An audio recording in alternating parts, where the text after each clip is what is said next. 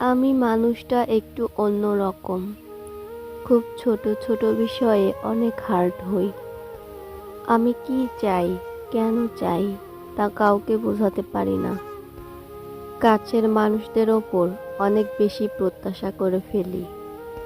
ধরে নেই তারা আমাকে বুঝবে, আমার সকল ইচ্ছার মূল্য দিবে। কিন্তু এসবের কিছুই হয় না। পরবর্তীতে এগুলো ভেবে নিজেই কষ্ট পাই।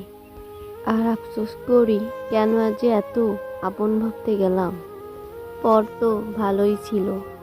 নিজের পুরো জীবনটা আমি নিজের হাতেই নষ্ট করে দিচ্ছি। না বাঁচার মতো বেঁচে থাকছি, না মৃত্যুর পর ভালো থাকবো সেই রকম কিছু করছি। শুধুমাত্র দুশ্চিন্তা ভর্তি মাথা নিয়ে কোনো রকম দিনগুলি পাড়ি দিয়ে যাচ্ছি।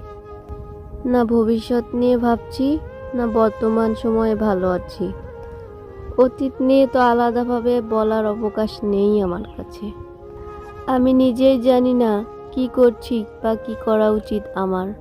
আমি এটাও জানি না কি হচ্ছে আমার সাথে, কিংবা আরো কত কিছু হওয়ার বাকি আছে সামনের দিকে।